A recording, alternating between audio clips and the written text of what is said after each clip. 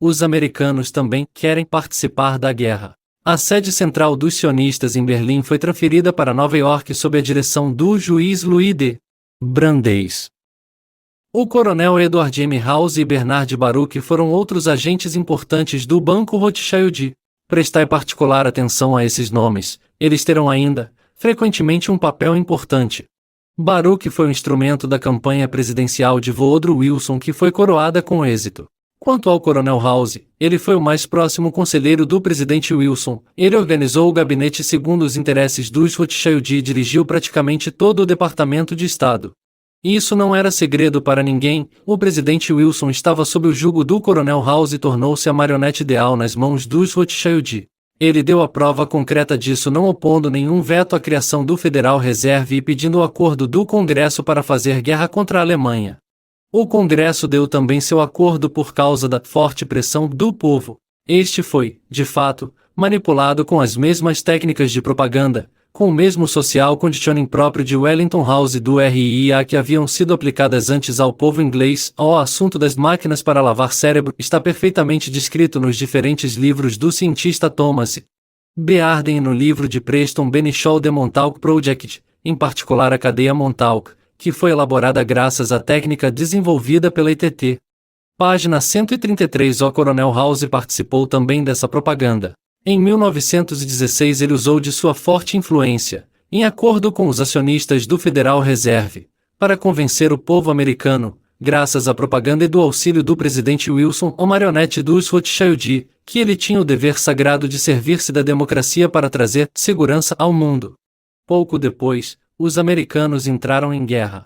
Os Illuminati fizeram o povo americano aceitar o presidente Wilson, dando-lhes a etiquetas de representante da nova liberdade. A Primeira Guerra Mundial foi para os banqueiros iluminados um negócio muito bom. Bernard Baruch, que se tornou presidente da Comissão da Indústria de Guerra, viu sua fortuna inicial passar de $1 milhão para $200 milhões. A ação seguinte de Woodrow Wilson, por ordem do coronel House, foi de fazer com que o Congresso compreendesse a necessidade de formar a Sociedade das Nações, League of Nations, que deveria tornar-se mais tarde na ONU. Este foi um passo decisivo dos Illuminati no caminho que deveria conduzi-los para a dominação do mundo. Des Griffin descreve a Primeira Guerra Mundial tal como haviam os Illuminati, como segue. 1. A política estrangeira americana de neutralidade da qual George Washington tornou-se campeão em sua mensagem de adeus e que foi repetida na doutrina de Monroe era letra morta. Um precedente foi criado graças ao enorme embuste que permitiu aos banqueiros internacionais servir-se da América como um instrumento militar. 2. A Rússia czarista, preocupação permanente já há muitos anos para os manda-chuvas financeiros, tinha sido varrida com sucesso do cenário mundial.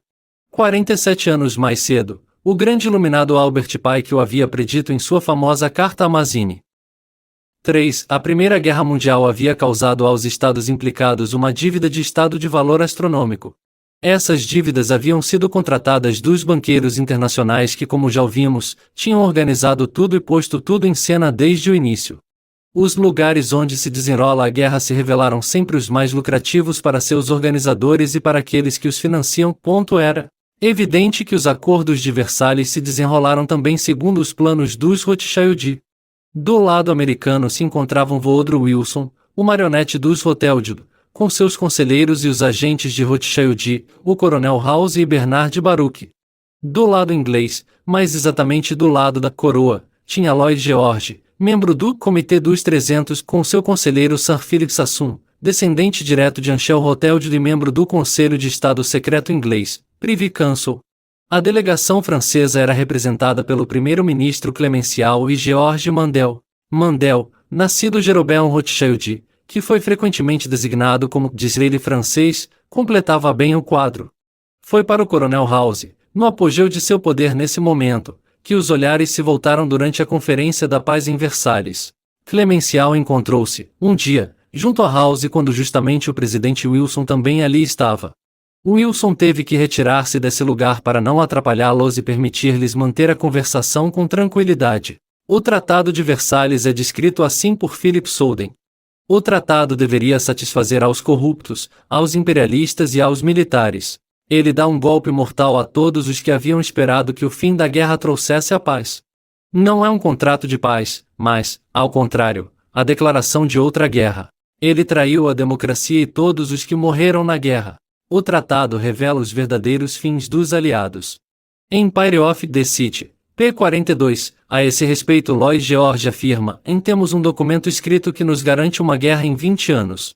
Se eles impuseram condições a um povo, a Alemanha, que não tem possibilidade de corresponder a essas condições, eles o obrigam a romper o tratado ou a fazer guerra.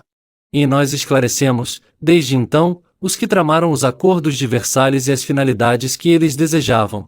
Alguns ignorantes podem, talvez, continuar a negar a autenticidade dos protocolos dos sábios de Sião, mas, mesmo com a melhor boa vontade, não se pode dizer que foi por acaso que os agentes de Rothschild se encontravam presentes por ocasião do Tratado de Versalhes.